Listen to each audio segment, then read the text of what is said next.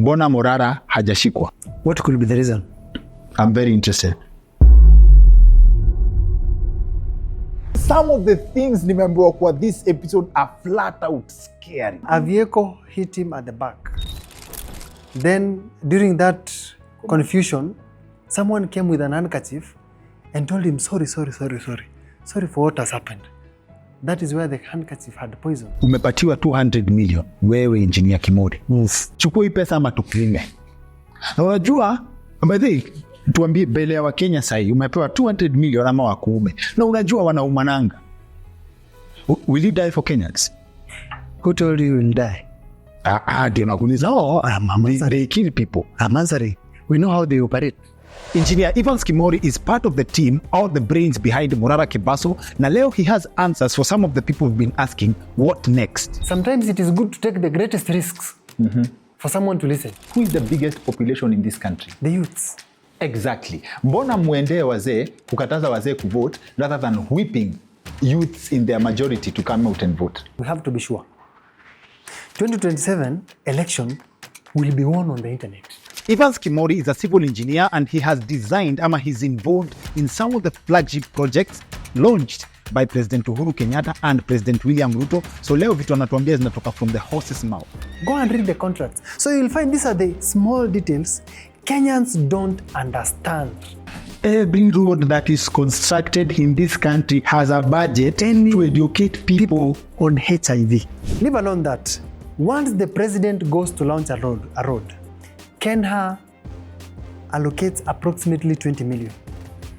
Kitu inanisumbua na hii episode na nimestruggle nayo sana from this conversation ni some of my thoughts, some of the beliefs I have known about money and how money works have been seriously challenged. I have done that analysis. I have spoken to economists, engineers, lawyers.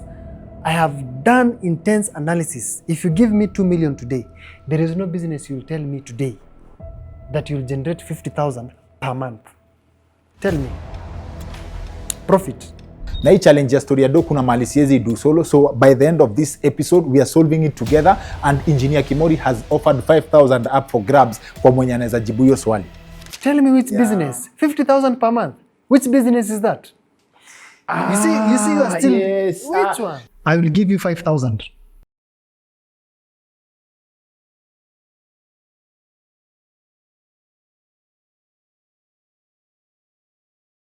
Ulikuwa kwa convoy ya Morara wakati accident ili happen kutoka hiyo? Hiyo unfortunately siku nilikuwa nimeenda kuona familia. Oh. So, yes. I saw it kwa net.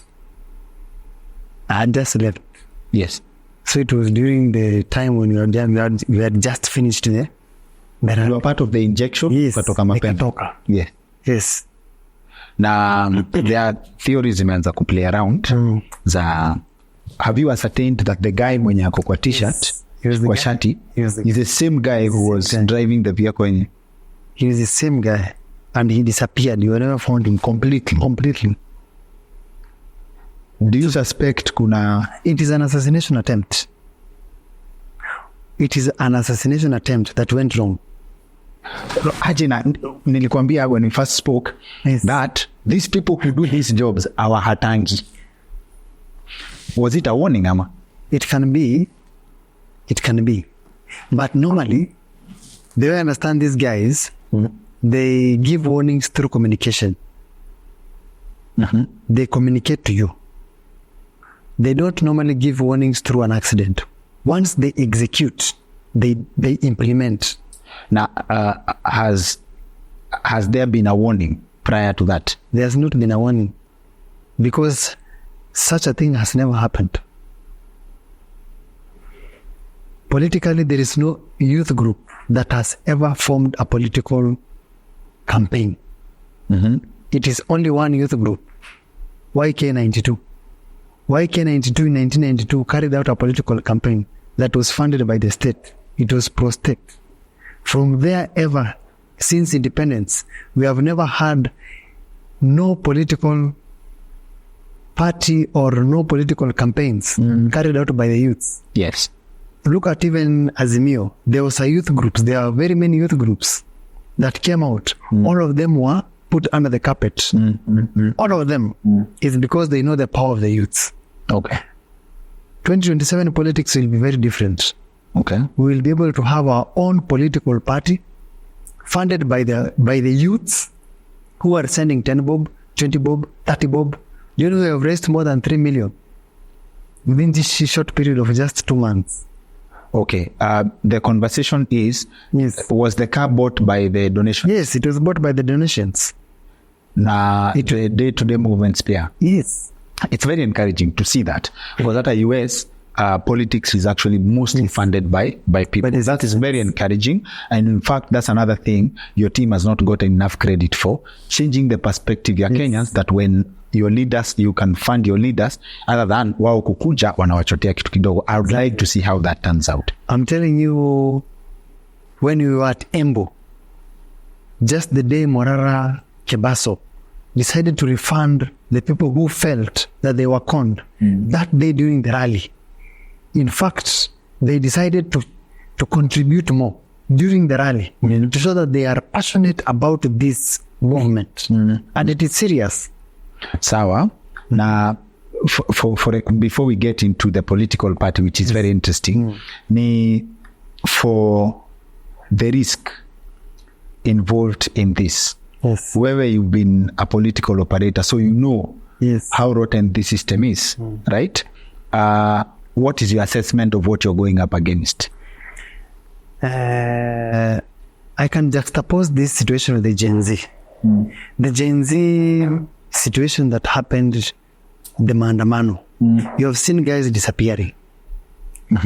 But at the political level, Yes. in terms of those guys who have come to the limelight, when there is a push from the citizens, the disappearance becomes minimal. But if this, for instance, today, if we go quiet, I'm telling you, they'll deal with us ruthlessly.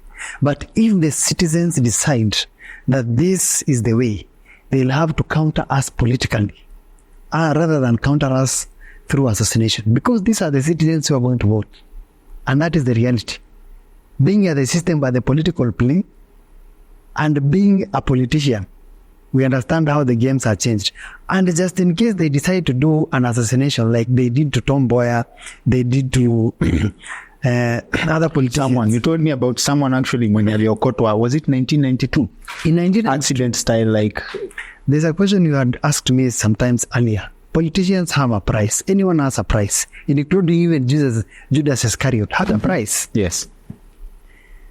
If you decide to go into negotiations with these politicians, just by appearance, you are doomed. Just by appearance. Yes. They will know you. They will know where you eat. They will know how they'll circumvent you. And at the end of the day, they will know how they'll turn you down. Frederick Masinde, in 1992, when there was a Mathare by-election, he was contesting to be... it was a by-election. He was contesting to be an MP there. Yes. He was approached by Kanu. Yes. He was given some money. Yes. Then he denounced Yes. that he's not going to the ballot. He was paid to denounce the denounce. position. He did that. Yes. After denouncing, the likes of Jaramogi brought the young Turks who are kina Mukisa Kitui, James Orengo, Raila Odinga. After that, Frederick Masinde knew he was going to win the election. He changed tracks. And he said that she was paid by government. Yes, to denounce. To withdraw from the race. Yes. First they met, negotiated, then they denounced. He denounced that. He was given money. Yes. Government paid him. Do you know why he accepted? Actually, he had spent so much money during the election. Okay. This is a by-election. Yes. After that, he had no proper resources to go for a by-election. Then government offers him money. Yes. To withdraw. To withdraw. He decided to withdraw. Okay. Or join KANU. So he decided to withdraw. Actually, he called for a press conference and withdrew the race. Okay. Jaramogi decided to approach Frederick Masinde. Yes. He knew that with his party, he is going to win. He went to the elections against KANU. And he had paid him. money. So there are guys who felt they have been shortchanged, or there are guys who felt they did not deliver the way the system and the deep state then had choreographed all these situations that you step down, we have numbers in parliament. So Masinde was a threat. Masinde was poisoned here on Bagadi Road. 2 days the election.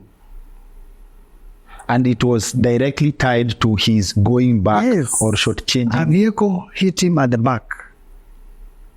Then, during that confusion, someone came with an handkerchief and told him, sorry for what has happened. That is where the handkerchief had poison. And this history, handkerchief, because I've had it before when we had James Kwatenge on the show, Katwambia, that's how they cleaned Bishop Muge. Yes. Muge is the same case as Muge. Same case. So how do people, members of the public, now some operators are very, very, what do we call it? These operations are very clandestine. Yes. So was there an inquiry yenye ilikuja ikasema this was how it was executed, ama hizi ni confessions? You see, these are confessions. Such inquiries can never have a conclusion because it is system based. It's deep state based. It can never have a conclusion. Guys from now, the intelligence will tell you. Anyone from the they'll whisper. They'll not even tell. They'll whisper. This is what happened. This is what happens. And those are the realistics. And these are things are recorded and archived at the NIS department. So now, ideally, if we now bring this closer home, the plan was probably in the event where Morara alikuwa anatoka Embu, if there was a hand of the system there, was to create a confusion. Exactly. You know, what is very interesting now, once the same guy, when you look at our photos and videos, the same guy was in the rally. Yes. Immediately at the accident, the guy, we took his photos. The guy disappeared. We have tried to trace him to date. He has no record. No record. Same shirt, same cape. But then you say something before hapa, unasema Masinde, Frederick Masinde was pinned because he went to the negotiating table. Exactly. Have you guys been called to the negotiating table? Morara was called by the president himself. Which was very controversial. Yes, it was very controversial. But I can attest, the president called Morara. You know, the president can call you through a different number. Yes. He can call you through someone's number who is just with you there. And he'll speak to you. He was offered some positions here and there. Some position? Yes. He can be offered. That comes to the lucratives of money here and there. Or so you don't get offered to be paid at a money at shika 2 million, shika 500 million. Well, you can even be given a house somewhere or land somewhere with your name. So he gets this offer. Yes. He gets this offer. Then you stop what you are doing, injecting. Okay. Yes. And what advices turning down this offer? Did you guys, as his advisors, tell him not to take it? Because here is a balance. Because I admire Morara's spirit kidogo, because I know what it means Wakenya wakikufikisha kwa kona. Ndio he gets to a place yenye he's offering to refund people money. Najua hiyo pressure inakujanga na hiyo kitu. Exactly. I know what it's like to deal with Kenyans. I have an idea. No, I know what it's like. So for him to turn that down, was it from a point of the same Kenyans your team is fighting for? Ama nile you guys know how dangerous it is to take such an offer? It is out of character. When you look at our political history, we have been student leaders. Morara Kebaso was in the University of Kenyatta University. I was in the University of Nairobi. We were student leaders. We knew each other then. We know how these politicians behave. We know how they can be able to circumvent and be able to pin you down. Okay. So we knew there's a bigger picture beyond just taking some tokenism. And it is this country. And that is why the Gen Z, using this flag of Kenya, woke up and said enough is enough. Let us reject the finance bill. So it is out of character. Because I can advise you today, don't take that money. You are of liberty to take my advice or not. Yes. Are you getting it? So today we have decided, we as the young generation, I can tell you for a fact, Dr. Kimori, that you can ignore the reality, but you cannot ignore the consequences that comes with the reality. Okay. So in politics, today, people might think we are young, but you'll go back to history. There was Patrice Lumumba, who was in his 30s, took over the reins of power in Congo. There was Muammar Gaddafi, who was the president of Libya. He turned that country to the best country that has ever been in Africa. There was Thomas Sankara. At the age of 39, he was able to turn the country of Burkina Faso. Today we are speaking about Abraham Traore. So it is not about age. It is about content, character, and the determination to redefine this country. I cannot argue with that because some literature I've been exposed to pia indicate that the idea of kusema the age limit to run for president was capped at 35 to bar Tom Mboya from running for president back then, because that's how young they were when they joined politics. I have no dispute na hiyo. So now come back to everybody has a price, okay? We are human beings. Yes. Sindio? When we had this conversation, mimi nakuanga liberal. Mimi nakuanga open-minded, and I look at things from kuna let me steal IQ Watson's George IQ Watson anakosananga na watu Twitter sana akisema he suffers from logic. Let me steal that nini kidogo, because I'm trying to open my mind to look at things EV on the table, right? Yes. Everybody has a price, okay? And I think the price determines the objective yenye mko nayo for politics, for example, right? Yes. Nikakuuliza wewe as a person. Yes. Umepewa offer sahi. Let's give me a figure. Give me a figure yenye inaweza hata kama basi utakubali itakuwa imekupea majaribu. A figure like $1 billion, any politician can be tempted. A figure threshold to 500 million and above, anybody can be tempted. Yes. But it's good you go back to history. Can I ask you, a president like Abraham Traore or a president like Thomas Sankara, could the French offer him such amount of money to denounce his candidature? Remember, and this is debatable, Traore cannot be president without support of foreign powers to some extent, because Russia somehow is behind him, okay?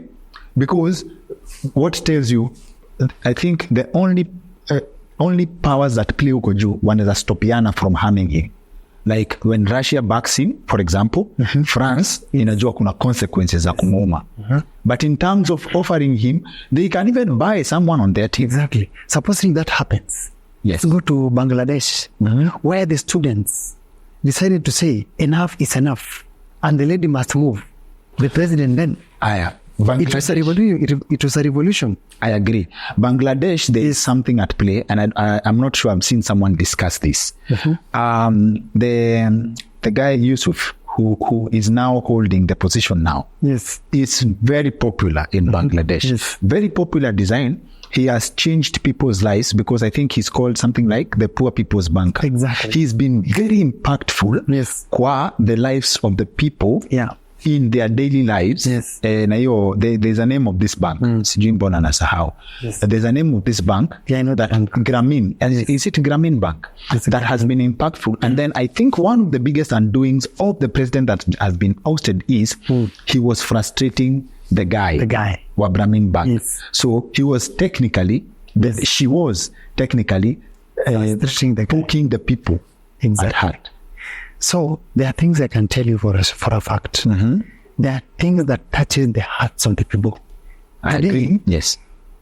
If you go to my foundation, yes, www.kimorifoundation.com. Yes. It is a charity organization that helps the people. Okay. It pays bursaries to the people. And the people who are specifically the less privileged in the society. And I target the orphans. That is a character.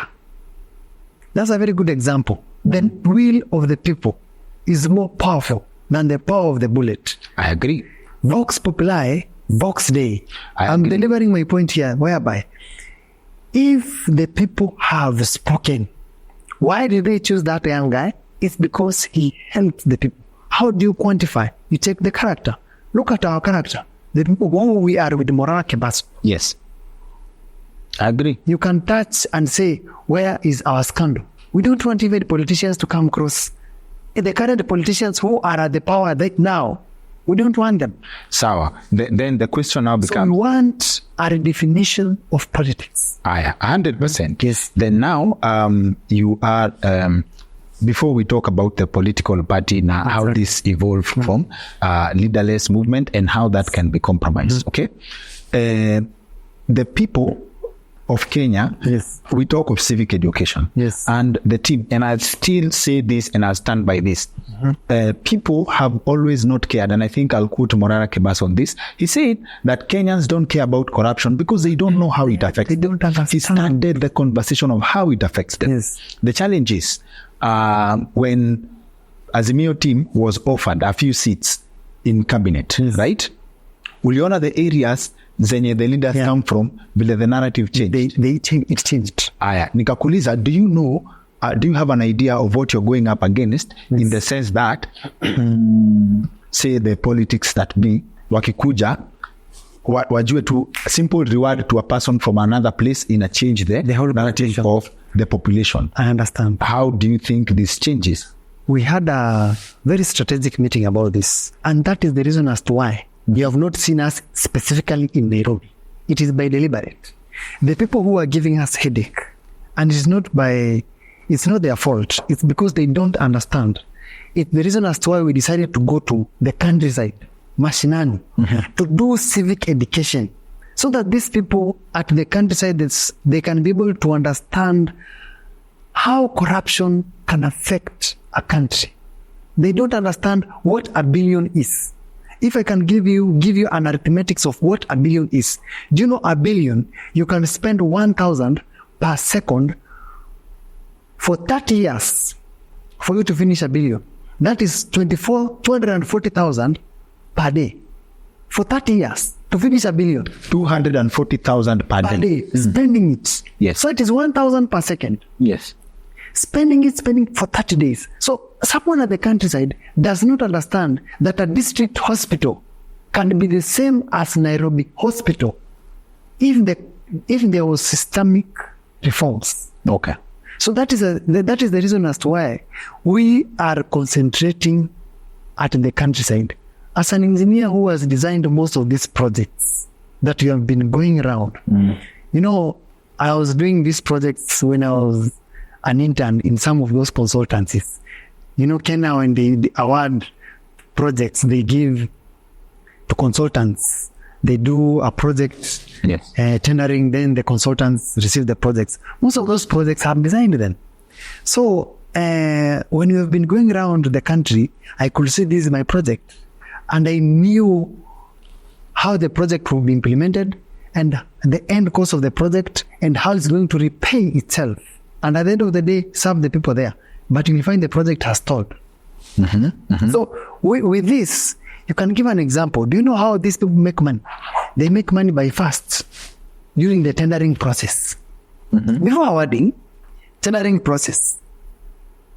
You are told you are going to be given this project, give us this money. Unajua mkubwa anataka hii pesa kidogo. Bwana, unajua, so you have like 50 companies, everyone injecting 3 million. That's a lot of money. After that, you go to evaluation. Top 3, you are taken to a black chamber. You are top 3. You are supposed to give the higher the bidder. Is the one who is given the project. The highest bidder among the lowest. In terms of resources. Top 3. It has been taken for evaluation. So I can tell you for a fact, once the project has been given, during implementation, there is the MP in that area who will be coming. There is the MCA. How long will you take to finish that project? Then there is the president who launched the project. And the president eats these roads before he launches them. How does he eat the road ya mashinani? Very easy. Is There it is the bin of quantity. Is he? Yes. Okay. Yes. There's a deal of quantity. Before, there is what you call the mobilization aspect. If a project is 1 billion, do you know mobilization? Once a contractor has mobilized to site, he's supposed to be given cash chunk of 100 million. Once the contractor has been awarded. Okay. Then he mobilized some materials, some equipment to site. Those are pug mills to site. That is 10% of the 10% of the total project in cash. Just so that for showing up. He can be showing up, so that he can be able to do some milestone of the project, raise a certificate, then he's given money to continue. Okay. Can I tell you, it's a dark situation. It's a sad state that this country has been eaten through projects. And as an engineer, a trained engineer who has gone to school properly and designed some of those projects, I can tell you for a fact, we need to have a redefinition of what leadership is in this country. So break this down for us now that tumeingia hapo kwa barabara. Jimmy Wanjigi was on our show. Anatuambia the amount of money that was used to build the SGR from Mombasa to Nairobi. Yes. The amount of money, half of it. Yes. Half ya hiyo. Yes. They award 2 SGR from Mombasa to Nairobi. Nusu ya hiyo pesa yenye Wakenya walilipa. Yes. Was enough to take the SGR before you finish SGR from? Yes. From Mombasa. Yes. To Malaba. Yes. Hiyo inashikana na Uganda. And build an expressway like the one we have. Exactly. From Mombasa to Malaba again. Me, I was coming to the expressway. I did the arithmetics myself. I just do, it's very easy. As an engineer, you can just do the square meters on how projects are supposed to run. You can do an expressway from Mombasa to Malaba comfortably with half of that money. That is how bad the state is. And that is the reason as to why we are going to the countryside to make our people understand what corruption can be able to kill the economy of this country. Then, in this case, from the talks and impression I got from when people started going to the streets, that the government was shaken at some point because of how organic that movement was. Yes. The so-called leaderless and tribeless. Okay. Yes. From the now, there comes a conversation of forming a political party. And I raised this with you, Nikakuliza, isn't that a trap? Because by forming a political party, you're setting yourself up to be bas. Do your political parties who lead us nani chika kitu? Very good question. Initially, I wanted us to go independent. We have an independent president and independent MPs, independent leaders in the country, which the constitution is well clearly enshrined in the constitution. So, having independent leaders, it could be very difficult for us to be in power.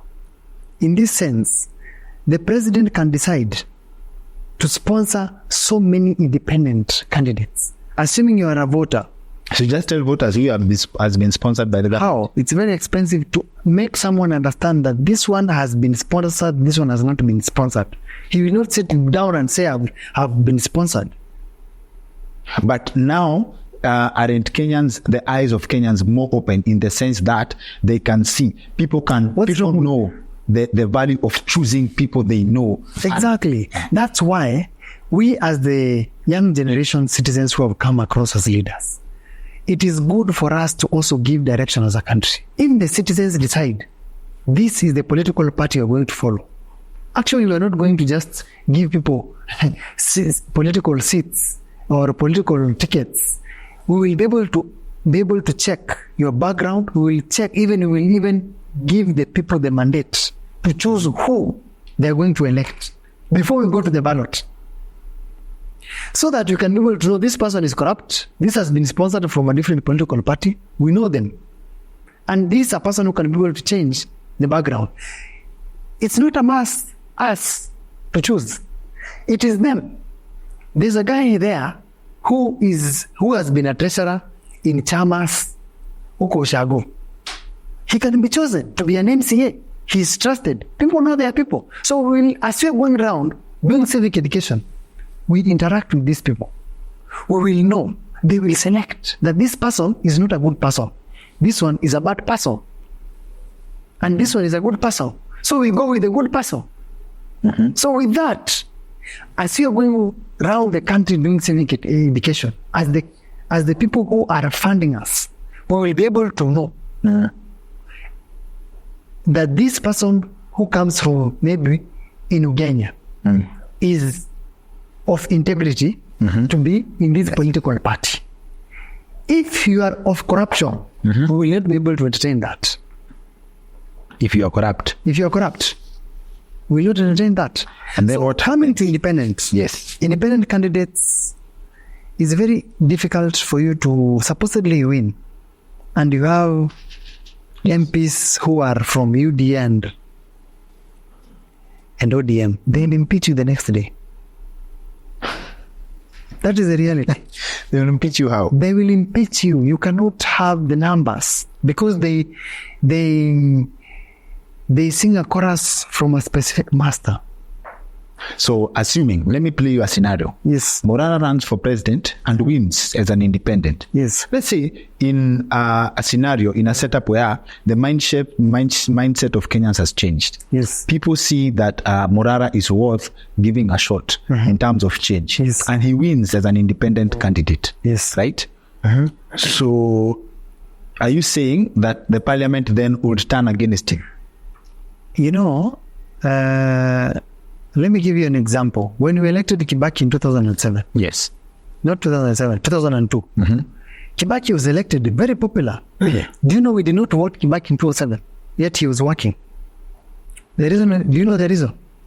Yes, because the MOU that they had signed with the politicians, right? When he got into power, he was advised that if he wants to work, he needs to put the politicians aside. Despite him working, he was not elected. And he was not popular in 2007. Yes.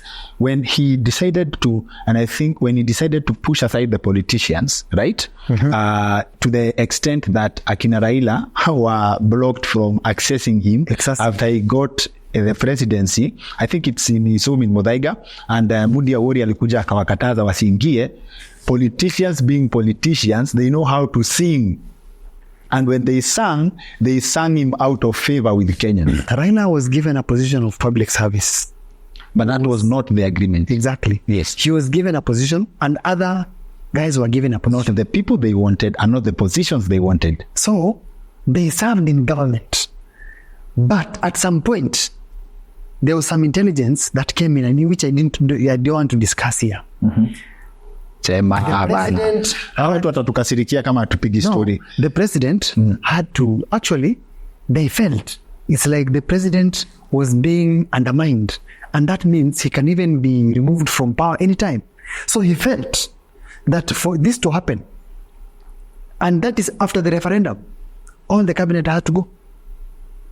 And that's that was a culmination of when Kibaki decided, when the operators decided to set aside the politicians wakaamua kucheza rafu. You know, my point is this: Kibaki was working. He was. Kenyans did not see Kibaki working because Kenyans are gullible. They concentrated on politics. Exactly. Are you getting what I'm saying? I am. That is the reason as to why I'm answering your question. Today, if we go without a political party to parliament, to power, having a president without a political party, and there are choirs, there's a choir master, and there are guys who are here singing to the choir master, and the choir master decides that the president is supposed to be impeached. He'll be impeached. We don't want a quagmire. We want to serve the country. Personally, I've been in ODM for more than 15 years. Kuingia ODM ni rahisi. Kutoka ODM. It's not a joke. Kwa nini? Please explain that to us. What does it mean, kutoka ODM ni ngumu? When Ababu Namwamba was in ODM, he was the most popular. Yes. He was the most popular. Yes. The moment he moved out of ODM, I can. let me go. That's another example. He became very important. He was out of the hooks in terms of now he could not even go to parliament again. He could not redefine or redeem himself to parliament. Ruto, when he was in ODM, the moment he got out of ODM, if he had not had a plan, he could not be the president today. So it is of equal measure. So entering ODM is easy. Getting out of ODM. Sawa. So now you are registering a political party. Yeah. That is your justification why you need a political party to run against to go up against the system that already exists. Can I tell you something? No. Having an independent candidate facing the politicians, these are people who have been able to form their own systems to the grassroots. Yes. How do we create our own systems to the grassroots? How do we measure our power? It is through a political party. So, looking at the first world countries, like the Democrats in the United States of America and the Republican, they measure through a political party. So let us be realistic. There is realism in politics and there is theoretical politics. So, this is realism. What does the government look like under President Morara? Once we have the presidency under our shield, now the people have decided. Can I tell you something? The first thing is to have a systemic reforms. Systemic reforms entails the value for your money. Anyone who is corrupt, starting with the president himself, home. We have to sign a treaty with the people. We went there because you decided we go there.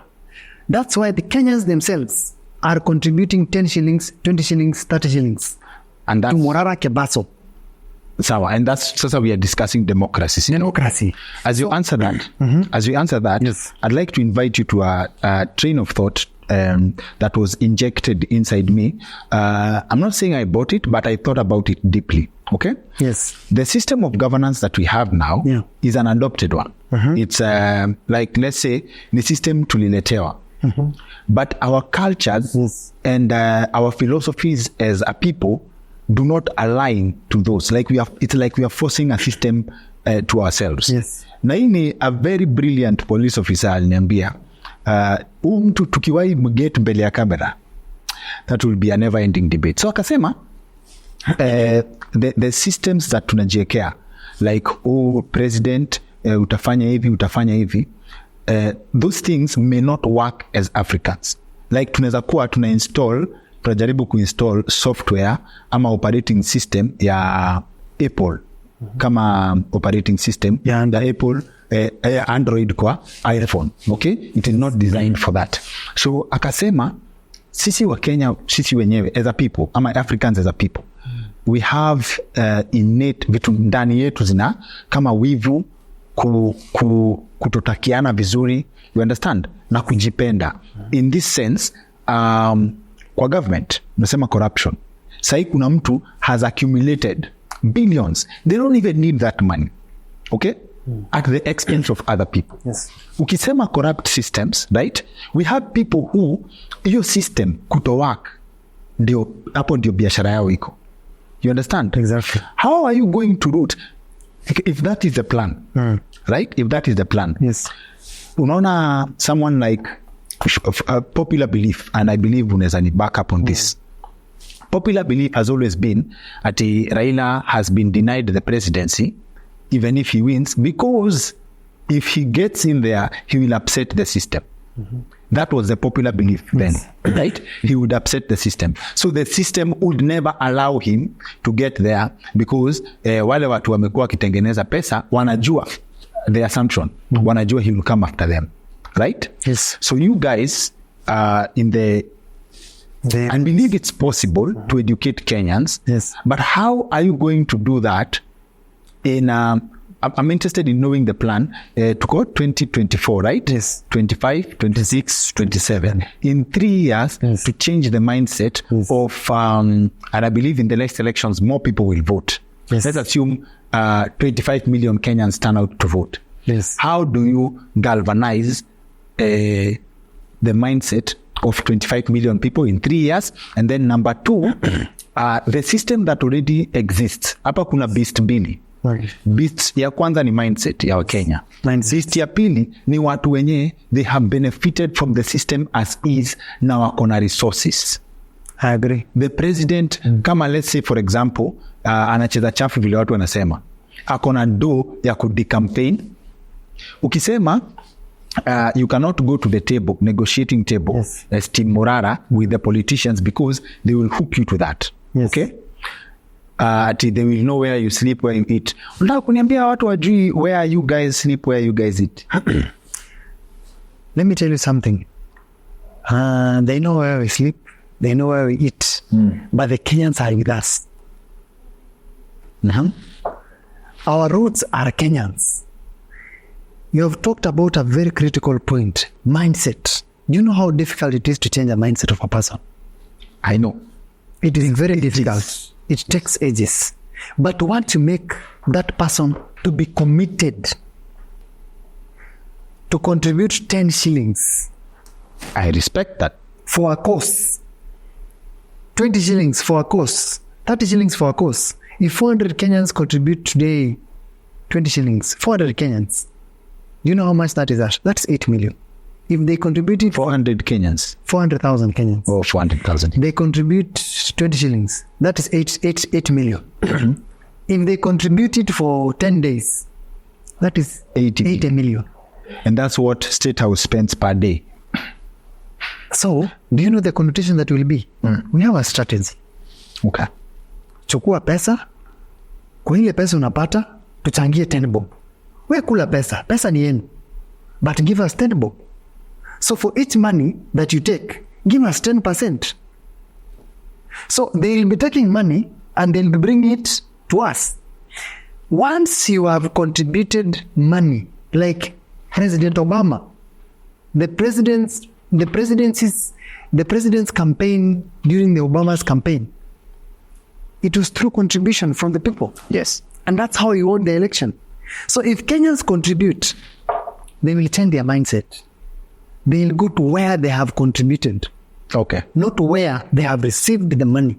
And that is why I'm telling the president today, you can ignore the reality, but you cannot ignore the consequences that comes with the reality. I have a feeling, mimi mwenyewe, I don't trust the so-called systems that we have in Kenya, and to this extent. Kuna watu wamekuwa, critics wa Morara have been asking, how comes watu wengine kwa barabara wanashikwa kwa sababu ya kutembea na chupa ya maji, but Morara is not being arrested? Some people say they are not, Morara is probably funded by the state.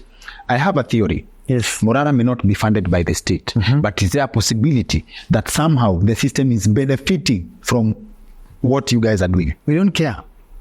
We don't care. We don't care if they are benefiting. We don't care. What matters is the end game. 2027. Let them benefit. They have been benefiting since time immemorial. But what will happen in 2027 is a generational change. That if today the country decides they are going to elect the person they have chosen, and in fact, they will rally and go to State House. If there is a Chebukati rule that they decided to do what Chebukati did that time, he will not try. So by the time the votes are reaching around 5 million, we are 4 million, Ruto is 2 million. You're sure? 10 million, Ruto is 3 million. Today, it's possible, but the only hindrance happening, the mindset of Kenyans. The mindset of Kenyans comes this way. People who are in Nairobi with a smartphone, Nakuru, where the Gen Zs here and there. Look at what the Gen Zs did. Did you ever expect the Gen Z to go to parliament? And these are not criminals. These are the Gen Z. They went to parliament to give a communication. That thing has never happened. But sasa this country, the confusing thing about this country ni, you don't even know which narrative to believe. Sai, leo, Oscar Sudi has released a statement. Yes. Anasema kumbe hii protest, anasema no, achana 2 weeks. He's hinting at the protests were funded by Rigiji. Can I ask you, don't you think that's a propaganda or it's a mechanism to divert attention? This is what is eating us. You personally don't believe that Rigiji is being impeached because they disagree? Rigiji and the president, they know what they are doing. That's the same thing people said about President Ruto and Uhuru Kenyatta. Was that true? Can I tell you something? My focus is on 2027. Because the reason as to I'm saying my focus is on 2027, there is the Adani. Adani is a cancer that is supposed to be given a chemotherapy out of this country. Adani. Yes. Kibaki came with a vision 2030. Yes. Every ticket that you're paying, upon paying the air ticket, there was a percentage that Kibaki had installed. Is it a 2.5%? Yes. I think yes. For development of our airports. Where is that money? We need to start from there. If Kibaki was alive today, President Ruto will be in jail. Where is that money? So Adani is Ruto and Ruto is Adani. We are not fools. You remember the child who was walking to the airport saying that when I was at the airport, do you remember that child? I remember. That is a golden child that's supposed to be symbolic of airports in this country.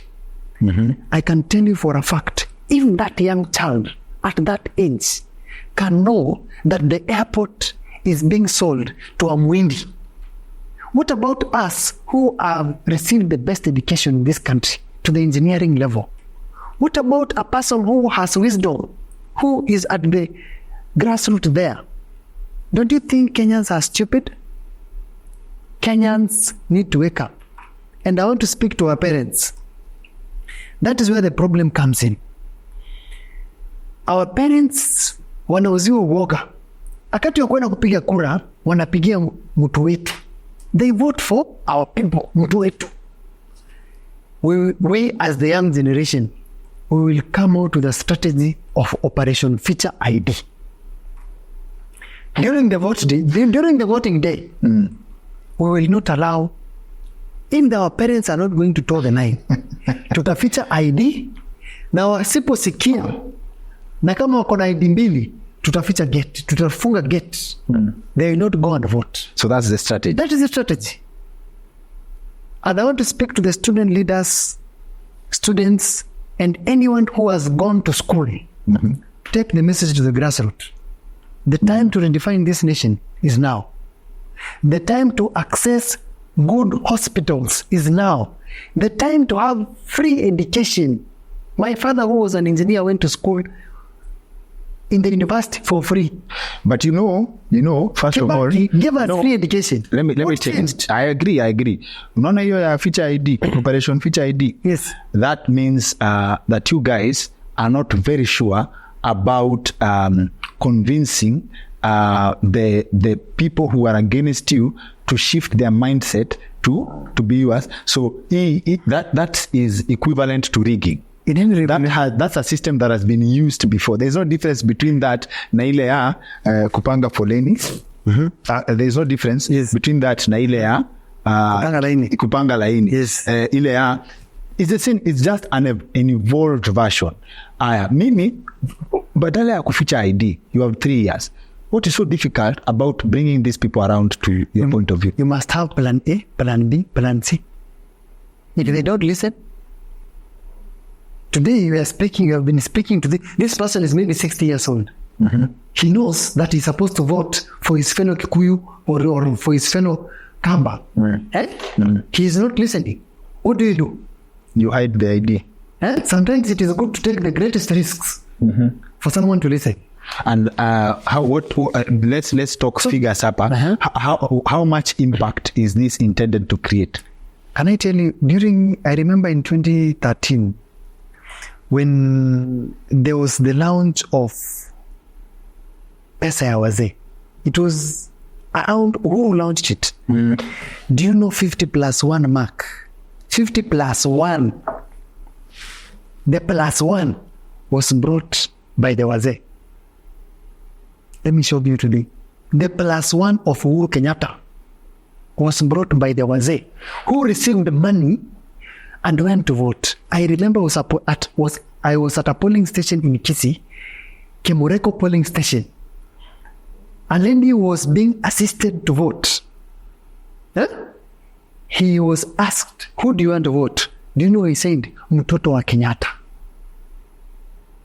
Okay. Later, I came to realize it's because of the money they received. The population of all generations, we cannot underestimate them. We must be sure. We are many, yes. We will go to vote. But we have to be sure. When you're going to the ballot as a politician, you must be sure of winning. I'd fault that theory on two fronts. Number one, President Ruto's winning of the 2022 election, Nambiwa, if you do research, based on the information I received, please feel free to fact check me on this one, but that Bungoma changed the math. That's according to you. Bungoma changed the math because Chebukati, he won by a margin of 200,000. That's according to you. Let me contradict. Chebukati, you are giving me results which were announced by Chebukati. But listen. President Ruto won by a margin of 200,000 votes. When you take it back kidogo, Wetangula, the speaker now, is very popular in Bungoma, who was in Raila's camp. So, had Raila, and this is a narrative here, had Raila abandoned his person, his stream would be stronger, and Bungoma alone was enough to tilt the scales. Supposedly, Chebukati had announced Raila had won with 200,000. The narrative could be different. So Chebukati to date announced the results yenye ilitoka kwa mfugo wa matako yake. Even though mnaiona. That's how I see it, because where was he 7 hours during the tally? So leave alone that. I'm concentrating on 2027. Whatever happened there, mimi ningekuwa na facts, as in ningekuwa na facts, siwezi comment because I don't have the facts. But then now come to wazee wana tilt. Who is the biggest population in this country? The youths. Exactly. Mbona muende wazee kukataza wazee kuvote rather than whipping youths in their majority to come out and vote? We have to be sure. 2027 election will be won on the internet. It will be won on digital voting. You trust? Yes, I trust. The internet that did Peter Kenneth what it did. That's then. Unajua, the internet, if the election was held in June. I agree. If the election was held in June, not Peter Kenneth. Okiya Omtata will be president. Can I tell you something? Gen Z's mobilization was done on the internet. Did you see the repercussion? There is a digital intelligence which has changed. That time there was no AI. There is AI right now. We are of more sophisticated in terms of intelligence, in terms of technology, in terms of connotations and knowing what will happen. You can be able to predict. There is digital intelligence. And I want to repeat, digital intelligence. When you combine it with even these opinion polls, let alone the opinion polls that have been bought, I'll come to the story of the media and how they are used. The rightful opinion polls, even the NIS opinion polls, can be able to predict who the president is. And the president is informed rightfully that this person, the country has decided that this is where the votes are going. How much headway have you made in this sense? Before I forgot, Moi. Do you know why Moi in 2002 asked Uhuru to call for accepting defeat? He had got the right intelligence. Coming to 2007, are you saying that Kibaki got the intelligence, but the likes of Michuki refused? Sawa, are you saying that the country had voted against? If I'm listening, yes, beyond what you're saying, yes, are you saying that by now President Ruto has intelligence that Morara can be president? That's why he called him. The president is the most informed person in the country. That I know, yes.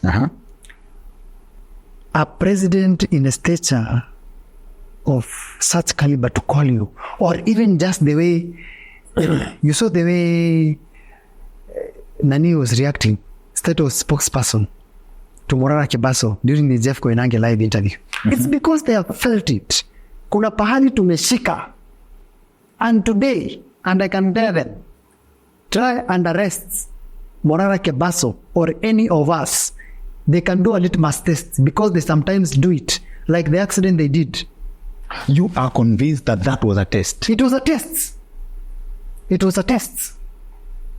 They wanted to test what will happen if Morara Kebaso gets an accident today.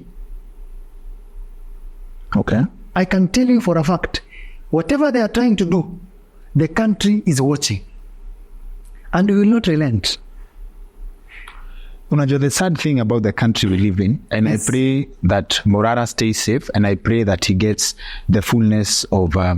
I'm impressed by mahali tunaenda in terms of politics. One of the greatest achievements of the movement for me was Kenyans started caring about policy. Kenyans now talk about health, nini inaletwa, how does it affect us? How does it affect us? People are talking the finance. They are informed. People are sharing. People are discussing nitty-gritties. Kitambo, we were tone deaf. Like things were happening in parliament. Watu wako wanajali. For me, that's progress. Na inaenda pole pole. But then, I'm very concerned about this country. Vile sisi ukua. Kenyans move on very fast.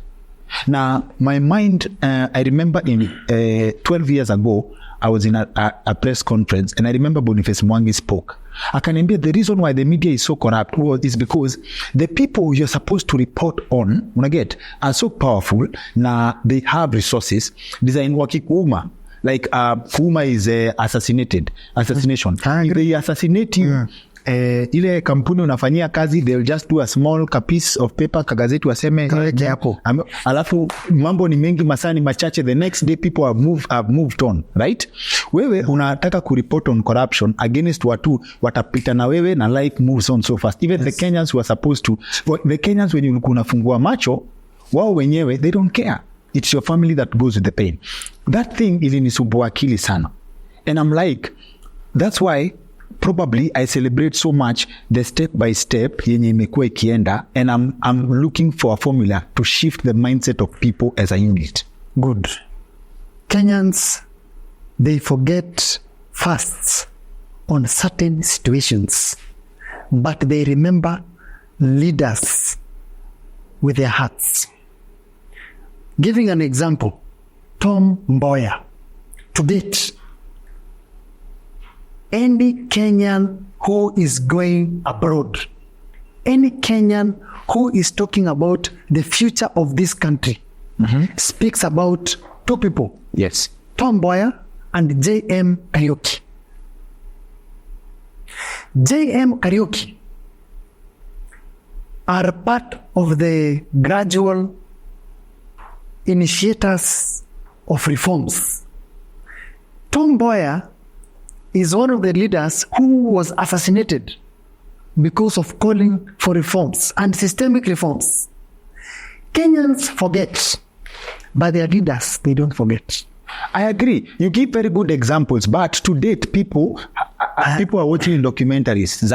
Who killed Tom Mboya? Who killed JM? Yes. Those are still documentaries today. And the people who killed them, including Morara Kebaso's grandfather, was killed because he was able to identify the person who killed Tom Mboya. Yes. Masquerading in Rwanda. So, in each and every process, there must be a beginning. Kenyans are changing their mindset. You might say they forget. You might say they do what? At the end of the day, we are all going to the same grave. At the end of the day. And that's unaona kitu nasemanga ni there is so much evil in this country, yes, but eventually everybody pays. Eventually. I know everybody pays. The person who killed Tom Mboya today, the person who killed J.M. Kariuki, the systems of Kenyatta, because they felt he's a threat, they are today out of this continent. They are today out of this world. So today you might decide that even I'm speaking to those policemen who are covering their faces and killing our children. One day, they will answer for their sins. And the person who is watching when our children are dying, it is the president himself. And I want to thank Kenyans for making noise for the 4 gentlemen who were released, the likes of Kinanjaki. Now wangeenda. They were supposed to be killed. If it was not Kenyans. Leave alone that. There are other Kenyans who have been abducted. I want to give a salute to the likes of Vocal Africa, what they are doing. They are trying. The NSK, the Kenyans, they are trying. The Hussein Khalid, they are trying. But I can tell you for a fact, to change a country takes great sacrifice. Leaders are killed. But you can kill some of us some of the time. And some of us all of the time. But you cannot kill all of us all of the time. Aya.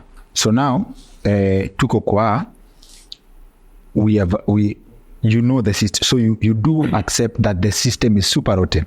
It's rotten. It's more than rotten.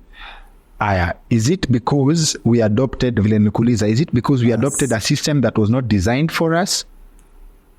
Let me give you 2 examples. Mm-hmm. After colonization, when we attained our independence, we absorbed a system from the British colony.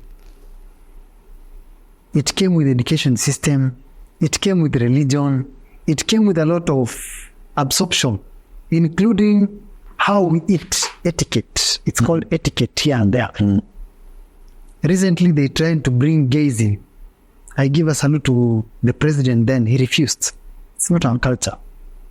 We don't entertain such nonsense. They tried to bring. Gays in. They tried to bring. Yes. When the President Obama came to this country, part of the agenda was to inject gayism in this country. That was part of the agenda. Refused. Let's go to the main topic here. Our education system has been agrarian education system, 844. It's part of the thing that we absorbed from the colonists. In fact, it was by intentional. They changed your education system so that you are only taught the parts of a bamboo tree. We are not taught the usefulness of a bamboo tree. Do you know a bamboo tree has more than 1,000 uses? A bamboo tree can be used. Si tumegrow tukijua tu ni ya kuchafwa. Bamboo tree can be used to construct. I knew that when I was doing civil engineering at the University of Nairobi. Bamboo tree can be used to create weapons. Bamboo tree has been used to create boats as a means of locomotion. Bamboo tree, in the education system, we are only shown four uses. And a lot of things that are being shown there is the parts of a bamboo tree. But you are an engineer from the same system. Yes. How different would it be if you are under a different education system? I'm coming there. I'm giving you an example that civil engineering in the UK takes 3 years. Me, it took 5 years. 2 years was useless. Useless. Applied mathematics, chemistry, physics. We were running to Chiromo, coming back. I started studying engineering at my 3rd year. Reading engineering, theory of structures, strength of materials. The real engineering is taught from 3rd year. That's the reality.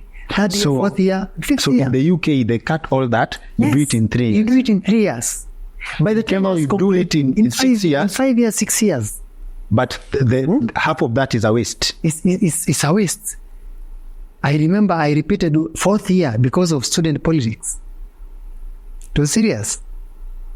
So when you look at it keenly, the education system first is supposed to be changed then from agrarian education system to knowledge-based education system. Knowledge-based education system, I'm not supposed to be taught how Vasco da Gama discovered, I don't know, a certain island in somewhere, I don't know, his trips and put his marks all over. I'm I'm reading someone came to Africa, but how useful is that to my life? That someone came and discovered Lake Victoria, something that God created. Someone discovered, I don't know which island, in Rusing Island there. We need to value ourselves. And this is where I agree with Malcolm X. Who taught you to hate the texture of your hair? Who taught you to hate the shape of your nose? Who taught you to hate the color of your skin? Until you, nowadays, our women are bleaching, thinking that black is not beautiful. Why do you think that a black woman is supposed to be, is told to wear or cover his skin? And because he has melanin. They don't have that. We are supposed to love ourselves. So where should we start in terms of changing the education system? From changing the leaders and embrace our culture. I'm interested in the impact of the impact. Yes, and you could have done civil engineering in 3 years. 3 years. Now, first of all, the greatest loss in our education system, you say, is time. It's time. Okay, we are masquerading around there. In fact, that's not the greatest. One of the losses is time. Number 2, value in terms of what you're getting. Exactly. Right. So, how can you please tie that to why we need to change it? Of course, in my head, I have things playing. Like, how farther ahead would we be if our education system was functioning at 100% efficiency? If our education system was functioning to the optimum, we will be discovering our own drugs. We will be able to have eradicated HIV. We will not just be absorbers. A very good example is when Corona came. Cambridge has its instruments and institutions, including the architecture of discovering a vaccine. But you are told it is only WHO recommended vaccine that's supposed to come to this country, including ARV. Isn't there a reason not to support the systems that, because I know this world is very evil, yes, and crazy. Isn't there a purpose for standardization? Like, let me give you an example with your field. Isn't there a reason why we need the engineers board? There's a reason. Today, when I went to engineering, I'm being taught of the classifications of British manuals. Why don't KEDS produce its own standards of engineering of British, of classification of maybe structures, classification of concrete? Why am I referring to British manual? You see where the gymnastics change. I'm reading engineering at the University of Nairobi, but I'm referring to a British manual. Okay. Coming to medicine, if today the systems were working, we could be producing our own drugs, selling to our own people, including doing our own research, combining with what our grandfather and grandmothers used to do, and putting it as tablets on our table. But today, we are absorbing it. India is a very good example. They said enough is enough. They produce their own medicine. I agree. So now we are aware of the facts as they are. Yes. No, I'm very interested in knowing, kuna kitu ulisema ya maana sana hapa nyuma. Our people should know uko kwa ground that a public hospital in the village should be to the standard of Nairobi hospital. I support if that. There was 100%. no corruption, and that is what we are injecting to the village. This coming weekend will be in Rift Valley. So now the question is, what other formula other than kuchukua ideas wazee and putting people there? I have a theory. One of the narratives I've had of why the presidency has been capped at 35 is hiyo vile nakwambia, Tom Mboya was a threat and they had to cap it. Yes. Another one is power is very intoxicating. Okay. Yes. Power ya hiyo seat is very intoxicating. Yes. In that, when someone gets there, someone gets there at 35 ama at 30, Yes. hatoki hapo. Hatoki. Kwanza huyo anaweza piga another 40 years. Good. In the president. Those are like 10 decades. Or like 4 decades. Four decades. Yes. Anapiga 40 yake nje. But ameweka route ya 200 years kama Moi. Na KANU. Moi amedunga route yake noma, ndio? Na KANU. Look at that. I want to go back to the media. So, tuambie hiyo alafu tuambie media. How will Kenyans trust Morara that akiingia hapo at 30 something, yes. Right? Akiingia hapo at 30 something. Yes. In fact atakuwa 31, 32. Yes. Akiingia hapo at that age, which day is his birthday? 29, sio? Yes. Aya, akiingia hapo, what's to say that akiingia hapo hatapiga miaka 40 na he becomes that. Na not for him peke yake, because the system yenye iko hapo, naambia nilikuuliza hii swali. Umepatiwa 200 million, wewe Engineer Kimori. Yes. 200 million, chukua hii pesa ama tukuime. Na unajua, tuambie mbele ya Wakenya sahi, umepewa 200 million ama wakuume. Na unajua wanaumananga. Will you die for Kenyans? Who told you will die? Ndio nakuuliza. No, they kill people. I'm answering. We know how they operate. First, don't appear on that negotiation table. The first thing, do not appear. Let them not know how you operate. These people know how you operate. You're not hiding anything from them. No, in terms of, why have they never got Raila?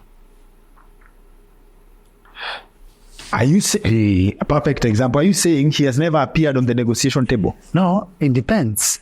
It depends. Sometimes they differ to the extent he's nearly killed during committee's time. Huh? Do you know why sometimes they leave Baba? Why? It's because of the country. The country can wake up and remove you from power. It might look like a joke, but today you will be left between. Let me tell you, if today the country decides that it is Dr. Kimori who is supposed to be the president, do you know first your psychology changes? Your psychology changes first. The first thing that changes is your psychology. You are now supposed to speak on behalf of Kenya. If they decide to bring you down, supposedly person B has killed person A, and person A is supposed to be the president, and person B is the president today, they have killed person A, person B will be removed from office immediately. The Gen Z, if it was not Baba, Twitter kwanza ni hatari. They build careers and kill them. Not Baba. I'm coming there of building and killing. That's why the media rotates. If it was not Baba, today we will not be having President Ruto. How so? As in, he made him Ama? No. He rescued Ruto. He rescued Ruto. I'm interested. Baba rescued Ruto. Where? Before? After the Gen Z. The Gen Z protests. It was Ruto must go. Nani ran is here and there. Baba communicated to his supporters. And you see, what stops him from rescuing Ruto again in 2027? We'll have done civic education. We'll have informed the people. The people will have decided. The people will have committed their 10 shillings to our cause. That is the difference. They have committed. By the way, for that specific reason, tunaweka namba ya Morara hapa. If you believe in the cause, inject kitu. From what Engineer Kimori anasema, the 10 shillings, 20 shillings is making a difference. So anything towards a good cause for country. If you really feel that Morara is speaking for you, I support inaitwaje on this platform, wewe kukuja. Namba ndio hii ya 0708, ndio? Yes. Hii namba tumeweka hapa kwa screen. Support if you believe And 10 bob, 20 bob. You know, we have raised approximately 3.5 million. We have put an office which Kenyans are free to come and check. They are free to come and give and see their office. Na hii 3.5 million We have yenye accounted mmerate, it. yes, So well. mmerate, Yes. the system can offer you more. Will not accept money from the rotten politicians. Will not accept. There's a distinction between, we are parallel. Now mkiona you have received 200,000 from William Ruto. We will reverse that money and publish that we have reversed. Because they can do the same. They can send us money and publish. So we reverse the money, return the money in good faith, respectfully. And you see, we are coming with respect. We are even calling our president respectfully. We have not disrespected anyone because we are leaders. Remember that. So we do respectfully. Sawa. We fight a cause, not a person. Aya, kuna kitu hapa. They say that when the system leaves you alone, unaget? Yes. It means you are not a threat. I'll give you 2 examples. Jimmy Wanjigi has been posting pictures of his house iko pinned Yes. na wale watu wa kujam signals, right? Yes.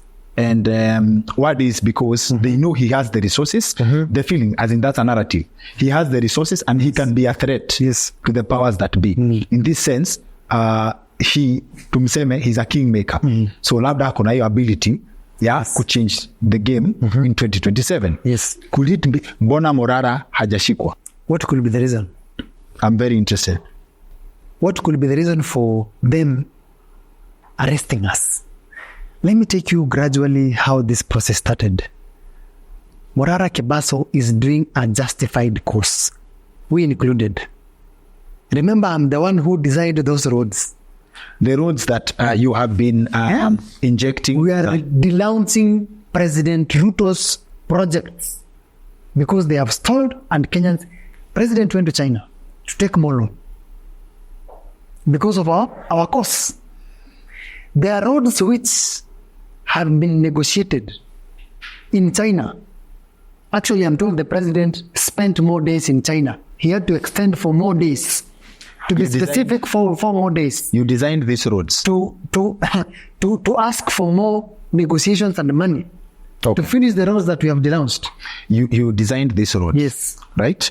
Tupatie example ya barabara umedesign. An example is this road that stalled. That is, you see here. Tuanze na ile ya Busia yenye ulisema. Busia Malaba is completed. I had to be very hard on the contractor. Sawa. Tupeleke polepole. Busia Malaba. We see Busia Malaba. Yes. Busia Malaba project. Yes. This project was launched by Uhuru Kenyatta 2016 October. 26 October. Project I was under my name. In terms of now, I had to do it for registration purposes as an engineer. It was a political project. I had to be very strict on the contractor for it to be complete. What does it mean, a political project? For the test of votes to vote for Uhuru Kenyatta in 2017. And you knew it's a political road? That time I was very young, I didn't know. Then that time I was just young. I went there to do my projects and get registered as an engineer. As a designer, do you know the cost of the road? Yes, I know the cost. It was it was 946 million. Variation came, it became 1.something billion. 946 million. That's the design. That is the implementation. The implementation cost. And then the variation becomes to? Variation went to approximately 1.2 billion. 1.2 billion. So with these projects, this one of the road that I was very tough to the contractor. And it was a project that I resigned and went to politics. It was very difficult because the contractor could not finish because he was handpicked. And the money had already been taken to the political wheels for 2017 general elections. Unatupeleka mbio sana. Barabara, 946 million proposals. 100 million given to the contractor as a down payment after mobilization. Yes. To start the project. Variations inakuja where? Variation comes to additional works to you see, justify. that there is more works needs to. That's another avenue of corruption. Sawa, so barabara inatengenezwa na 1.2 billion. Yes. Did you oversee to completion? That road I didn't oversee to completion.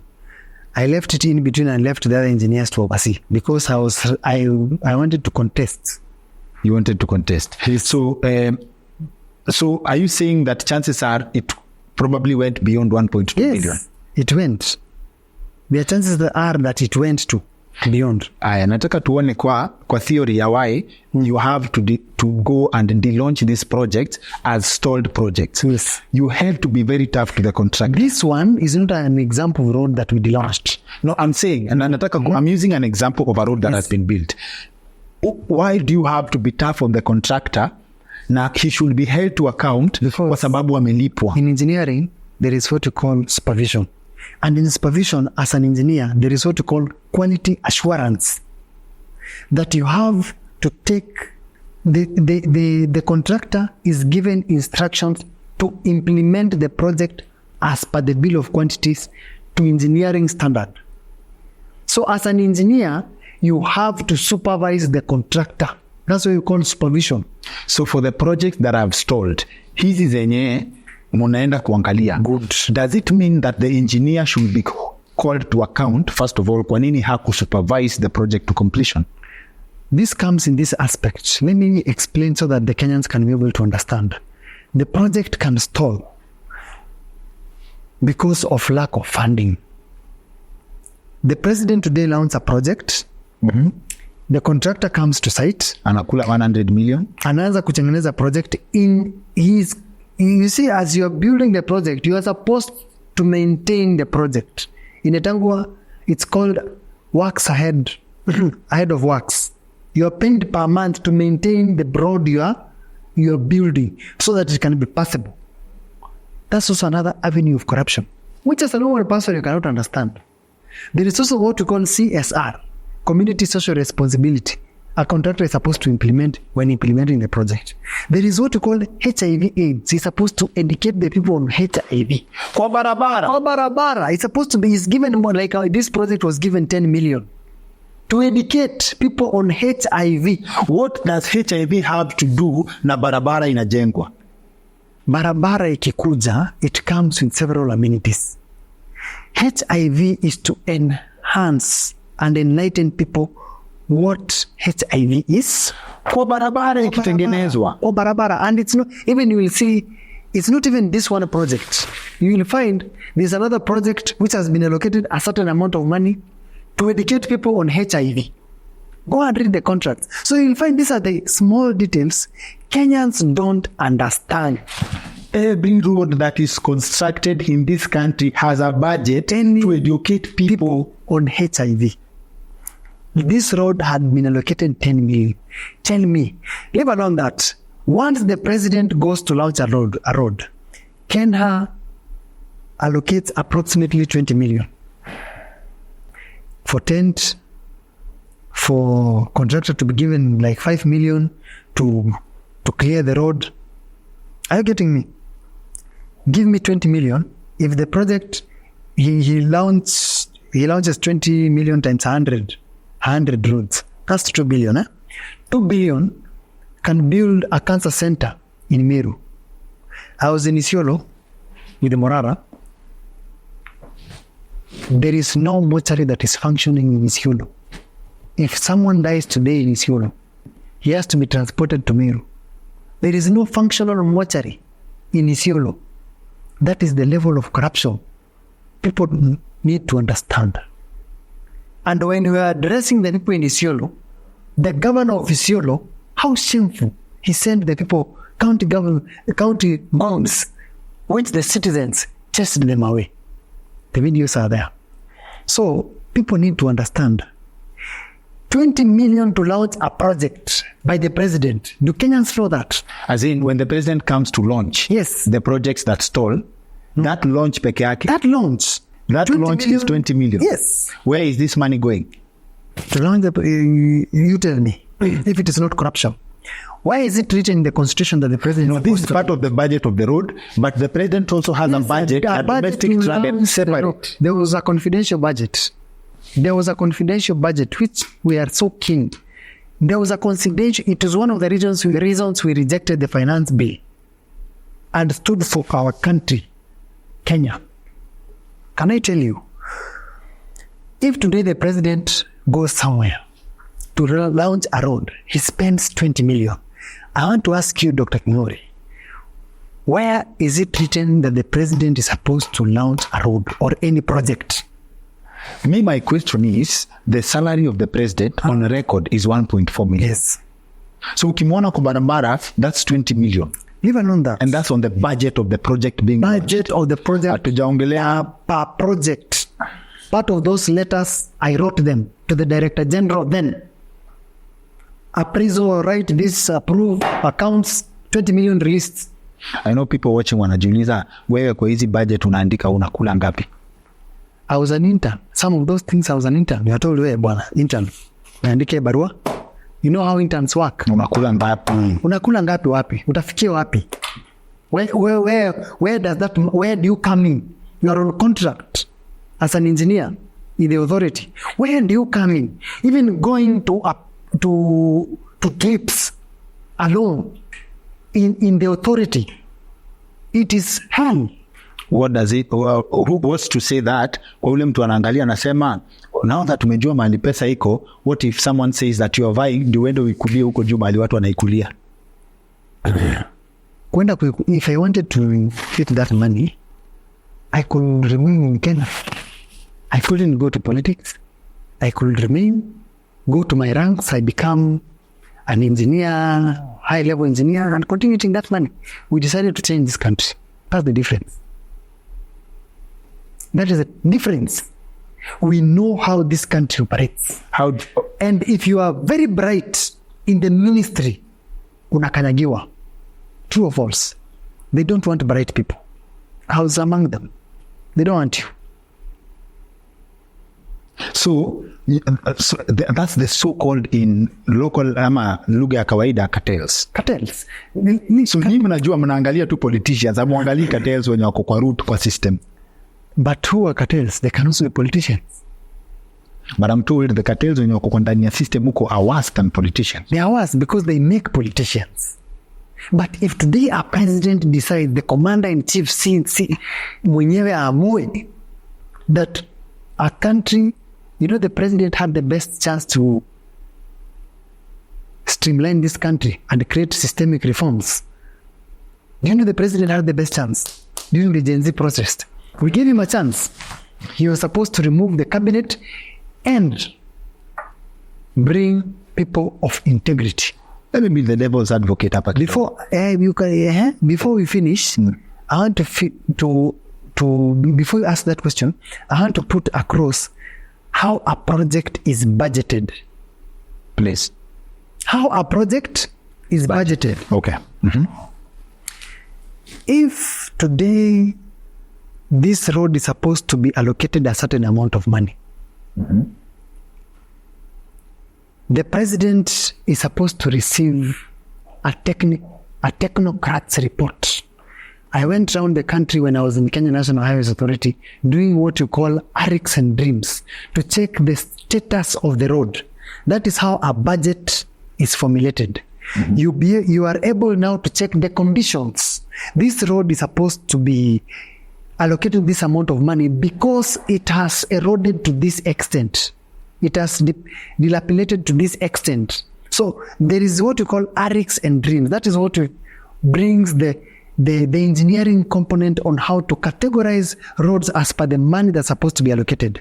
So with that, even the people from that area are supposed to get these services because this road has deteriorated to this extent. That engineering component gives the formulation.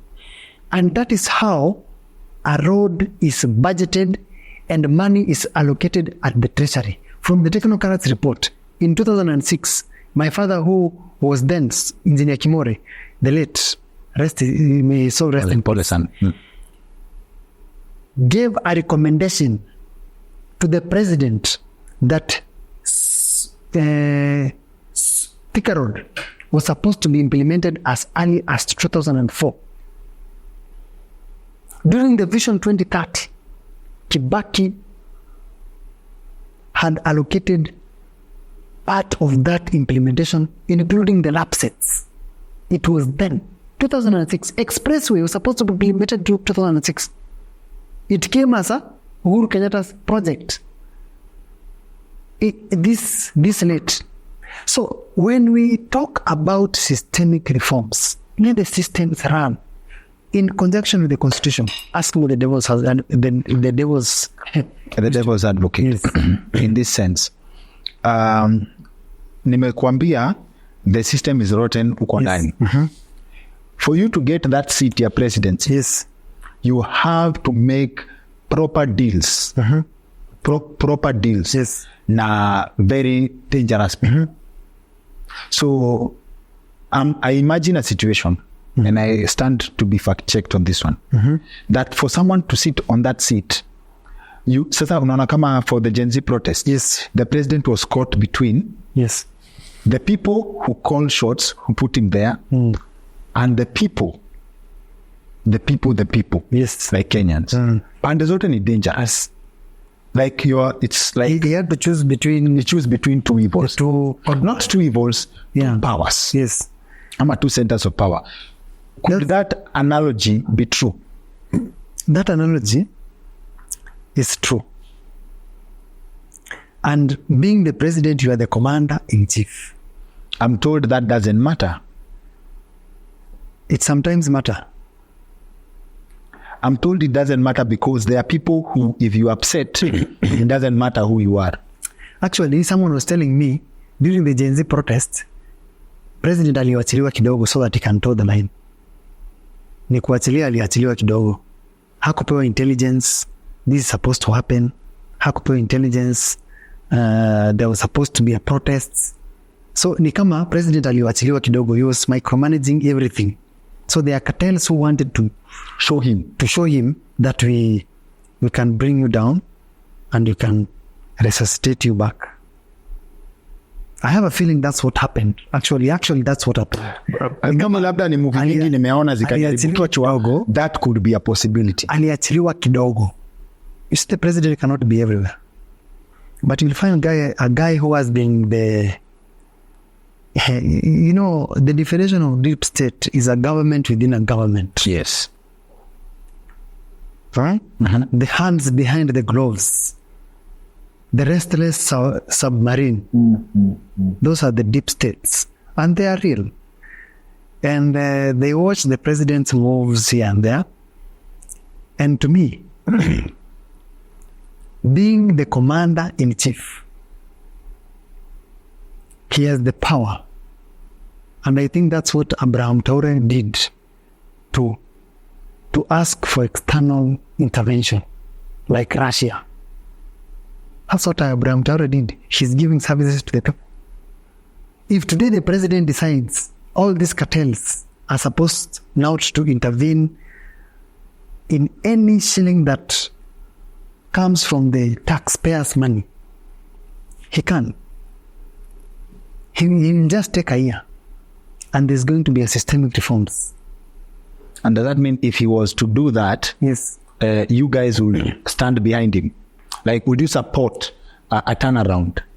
If let's say... If today the president becomes real and decides that I'm going to change my country, today I am going to have every shilling that is collected is accounted, why not?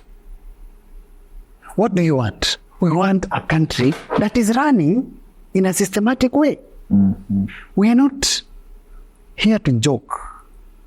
If today the president, he was given a chance, but things went or turned around when he reappointed corrupt individuals. Yes. That is where he went wrong. So the president needs to turn back. And this regime might be the most unpopular regime ever elected to power. No, that's the assumption, because when Kibaki was in power, I remember there was a time Kibaki was very unpopular, right? Yes. After Kibaki left, people saying about how Kibaki is the best president we've ever had. Uhuru Kenyatta as president was also very unpopular at some point. Now people are singing, oh, Uhuru was. That's a trend. It's like in this country, you could argue that we always move from bad to worse. You understand? Even Kibaki, when Kibaki got into power, people started saying, Afadhali Moi. There was that song, I remember. There was that. So Kenyans, and I think that the people in power have already mastered the psychology of Kenyans to the level of they know how much noise you can make, and how much they can silence you. Exactly. Can I tell you, that is true. And that's why we need right-free people to do civic education. Do you know the president today is on top of vehicles campaigning for the 2027 election? It's because he knows Kenyans. If you are not at the campaign mode to the election, they'll forget you. Sawa. Before you tell us whether you can sustain the injection till 2027, yes, you had something, Emma, a lot of things to say about the media. The media. Do you know why we're not even inviting the media on our rallies? The media, we know how they operate. And I want to tell them, if they are not going to stand with us, we will not stand with them. The media can raise you, then they change that you are now becoming unpopular, then the mindset sticks. Is it the media or is it people? Do you know the media has a tendency of looking at what's popular and dropping it like it's hot? I'm coming there. Today, the media did a very good job at the Gen Z. They did a very good job, and it was the best. I'm talking of presidential election. Presidential election. If I have the money today, knowing how the media operates, I can buy the media. I can buy the media. It is them to prove themselves that they cannot be bought. That's why I'm saying the media, we are taking time before we start inviting the media. We are doing it realistically. We are using our phones. The media does not cover your event because you don't invite them. We don't invite them. We want the people to invite them. That's why in Embu, the MP was chased. Do you know the MP in Embu was chased away from the rally? Cool. Yes. Yes. We are approved. Later, the people record and put it on social media, on their Facebooks, Twitter, TikTok, and X, Instagram, everywhere. And they discuss it at their village level. Yes. So the media, they are very good. They are our friends. We know how they operate. So we want them to, we are even afraid of even going to negotiate with them, come and cover us. Let it be pro people. The day they will wish to cover us, let it be. But the media can easily be bought. That is our fear. If today we start having the media at the national level, they are doing a very good job. But someone can inject some good money there, we are given a blackout. Then we are told now we are not contesting. So let the people, the best thing how we are doing this thing. Every step you're taking, we are involving the people from day one. So the day we wish to involve the media, we will ask the people, do we involve the media? So that the day the media will start pushing a certain propaganda against us, just in case they are paid. I'm not saying they are paid all of the time. Just in case they are paid, we will report them to the people who invited them. Now, I'll ask something from my assessment. Yes. This is a personal opinion, not to say, nataka unioneshe, mimi sijui, nataka uniguide hapa. Morara recently offered to refund people money because of the criticism he was getting from the people who don't believe in the movement. Yes. Or his leadership. Exactly. Okay? If you ask me, for Kenyans, wakijua they can get to you, or if Kenyans can get to you emotionally, right? Yes. They can deal with you properly. na hata not the media alone, even social media. Twitter sahi, kuna ndema alikuja hapa wakati wa hii scaffold ya Kenya ni home movement, walimlaunch dakika 2 na wakamfunga the same. You understand? I understand. So now the level of emotional breakdown, the thick skin you need kukaa kwa hiyo kiti ya kuleta 153 billion pamoja. I don't know kama umei work na 1,000 people pamoja uone vile. You understand? I understand. So now do you think Morara is ready to deal with 53 million people? Any human being has emotions, and that day there were state bloggers who were funded for that specific cause to make Morara appear as a conman. He had to defend his name. Sawa. So for this thick skin, he's ready. Having the Morara I know, being a student leader and handling his station. Unaona hiyo brilliance yenye mko nayo. Morara kwanza ni a student. Chopi mbaya. Wewe engineer, mko skudi moja matata sana. Lakini ile system yenye mna deal nayo, not to say that si ati ni nzito. Mimi nimekutana na watu fulani, mtu kwa gava unajiuliza, you guys mbona mlimplement hizi vitu mazima? Brilliant people and never needed a system. No. Acha nikwambie, I was speaking to someone. Kaniambia their greatest fear ni wale watu wa kutafuta watu. Wale niliambiwa kuna mtu ati wewe ujifiche wapi hata kupata. Kwa kona gani? Like huwezi niambia brilliant people are not in government. Wako ni wanoma. They pretend to be stupid. That's why they thrive. Ndio nakwambia, unaona? They pretend to be stupid to thrive. But unaona, like the way you guys are what after watu. I want to tell them, we are doing this thing for your children, for your grandchildren. No, I don't know about wow. So I don't think they wow. When you say tell us. Ndio nakwambia in terms of brilliance nasema I believe there are people who mean good in government. Yes. And there are people who actually wanasaidia the movement in government. People who believe in country, okay? Sasa it only takes the president to activate the base. Yes. Ya unaona neutralize the movement in this sense, like kwa system, like mnasema this is your plan. It only takes the president a call ama a meeting to change the narrative. You understand? So the only win hapa ni Kenyans to change their minds. Exactly. As a whole, and Kenyan view.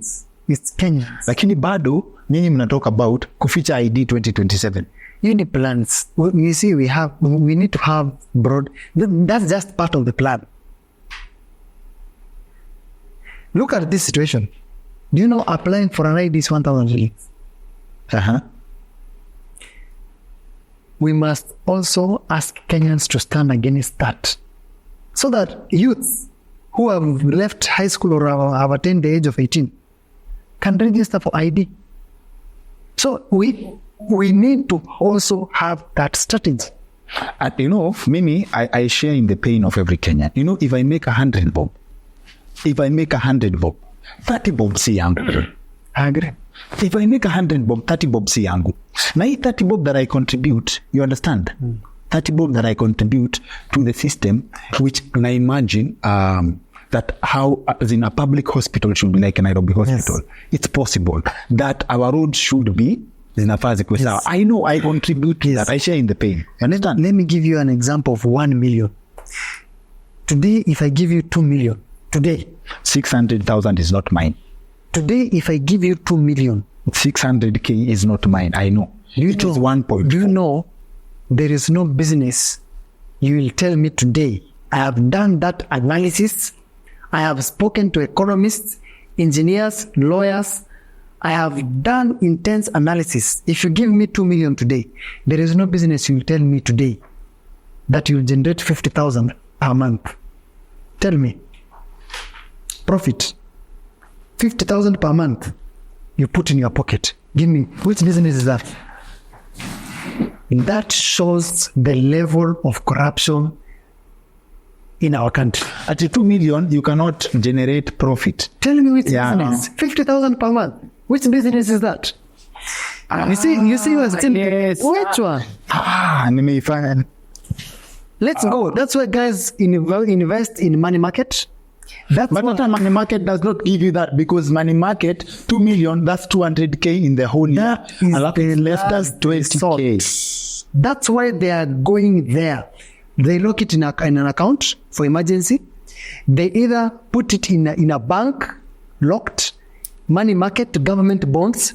It's because there is no money circulating, but the reverse is happening. People are getting money from our country through proxies, corruption, and doing other things. I've given you a very good example. Tell me which business that I can give you 2 million today, that you can do business and give me my money back in the next I hate to believe umeniambia kitu. Are you getting that? I hate it. I That's hate why it because we are going to civic education yes.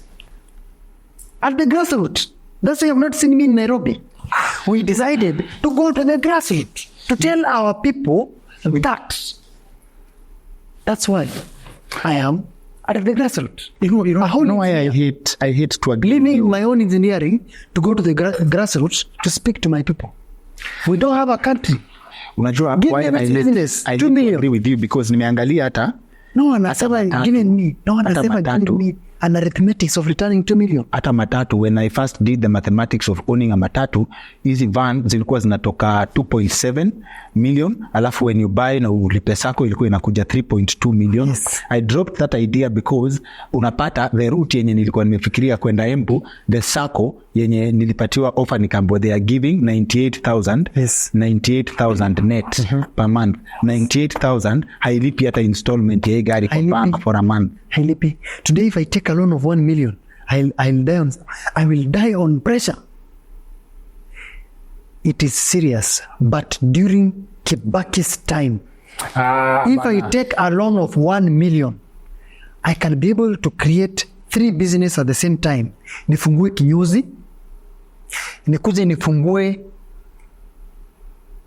biashara ya kuuza spares za masimu, nikuje nifungue biashara ingine ya kuuza hata kama ni simu kinyozi, nifungue biashara ya masimu, na nikuje nifungue biashara ya manguo. Wadau, please nisaidieni hapa, akili yangu imehang. Please tell us. With these 3 business, I can be able to get at least some 30,000 or 50,000 Mtu atuoneshe please. with 2 million. 2 million Profit net ya 50,000 per month. Nionyeshe. If you can show me today,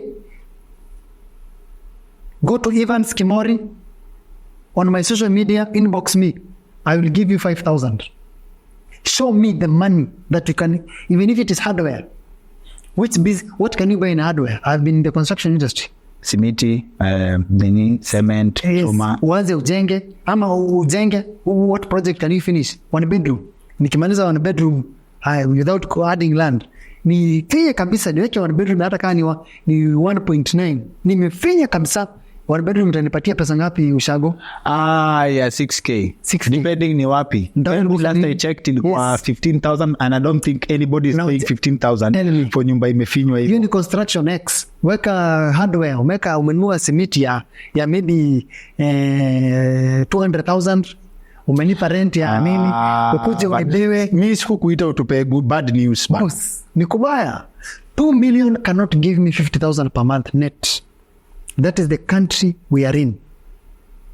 Dr. Kimori, wake up. Go and tell your mother that 2027 is our time to bring back our country. It is a joke, not political moment. And I want to challenge anyone here today. Go to my inbox, Evans Kimori, on all social media accounts, verified. Inbox me how you can use 2 million. Or how you started a business to 2 million. You are generating 50,000 per month. I will give you 5,000 for free to continue with your business. I have done that analysis. So what helps us as professionals? We went to school.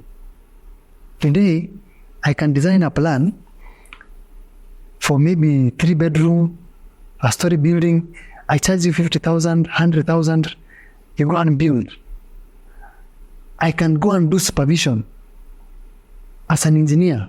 I can walk and check and give an analysis of a project. That is the beauty of going to school. So if today I had not gone to school and inherited money, it is easy, very easy to waste money. Na mtumba, ukienda ununue nguo za 100,000 ukuje upige double. Who will buy? How long will that take? Mtumba umenunua ngapi? Bell ni 17,000. We know the price. We have tried. Was the breakdown? Eh? Hey. Nime invest a lot of time to understand the door. How are you catching me off guard now? Nimekushika leo off guard because I have been in the money market. I have done all this. I have built a hotel myself from scratch. When I was doing Busia Manaba Road, I bought a property of 400,000, built Lux Lounge, finished to completion. To date, it is 7 years. I have never put a profit in my pocket. After completion, I started operating during the time when Uhuru Kenyatta was now moving out of the business. So I made those arithmetics. I was just buying alcohol, selling, buying food, selling. I was just doing recycle. Ulikuwa tu broker wa kupitia kwa. But the hotel cost around, it has costed me 30 million. It has a sauna, it has rooms, it has accommodation, it has a salon, it has restaurant, it has garden, it has everything hotel needs. Naitwa Lux Lounge. Lux Lounge. Aenda pitia huko iko Busia Malaba. Alupe University. Near Alupe University. Busia. It is sophisticated. Tuoneshe basi mahali tutoa 30 million. 30 million. Tuoneshe mahali tutoa basi tuachane na mambo ya biashara na investing tuende huko. Within the period of 7 years, I was able to inject 30 million there and build a sophisticated hotel. That hotel, to date, it is just, that's who I've now seen the income. Maybe that's when I'm now seeing the income. Acha umechokoza akili yangu. Engineering. Umechokoza akili yangu sana. Let's agree. Let's agree. Ndio tusikie hapa mpaka kesho. Yes. Umetupatia homework. 2 million. Nataka kusema 2 million na hizi nipea 50,000 per month. What's business? Aya. This we'll call you again for another debate. But for now, yes. Atupatie parting shot. Tupatie kitu ya kufunga. Is there hope? There is hope. My fellow citizens, the greatness of a nation's future depends on how we think, but not how accurate we remember. Today, we are in a quagmire state of a country. But tomorrow, due to the hope, due to the future that we belong in, due to the country that we are holding in, let us go and vote for generational change. We will be able to transform this country if we change our mindset. Sawa. Thank you so much. Thank you. Yes. Now, one thing I've been saying, I've been a supporter of the idea that Morara started. It's an important conversation on accountability. Yes. But I'm of the opinion that after people have seen that this project has stalled, then we go to the next one, it becomes a trend. People have already forgotten ni gani ingine ilikulwa. Yes. Watu wameshasahau Isiolo Stadium ilikulwa. Hii tuko wapi, si ndio? I was hoping, is there a way, basi, if it makes sense, that lawyers can follow. Mseme, ni aje, ni nani alikula hido, kufuatilia, people wakuwe held to account. Badala ya kuoneshana tu project imekuliwa. There's no difference between that na ile, NYS scandal wamekula 2 billion na hiyo story imeisha. Let me be realistic in politics. Huh? If we take that route, yes, it will end up in the judiciary. At the end of the day, Rigathi Gachagua was in court and he has been redeemed from court when he went to power. Are you listening to me? The problem with our country is leadership. Don't say anything. So we are just informing the citizens. Whatever we do with that information is going to register and voting these people out. Don't say anything else. Asante sana. Thank you. Wadau, I hope you enjoyed our episode. If you truly feel that the path yenye Morara Kebaso amechukua can change this country for better, please feel free to channel your support, financial support kwa hii M-Pesa number ni ya Morara Kebaso directly. Ufanye contribution yako to make Kenya a better place. Engineer Kimori ametuambia 5 bob, 10 bob goes a long way to make a difference. Kama hiyo ndio ita make this country a better place, changamka. Namba ndio hii. Our conversation is happening at Wojo Africa, a premium co-working space in Upper Hill, Nairobi. You're looking for an office for your business. You're looking for a place you can hold your meetings bila hassle ya ku set up a space nini, an office on need basis. You need premium meeting areas, chill base where you can do your work, productivity maximum, bottomless coffee, like anything associated with an office. You need to check out Wojo, especially when you are looking for very competitive rates, classy packages na very flexible arrangements. In fact, you have a meeting, uko na meeting moja ya heshima, you want to meet someone, you want to walk in, they have a package for you. Consider yourself plugged.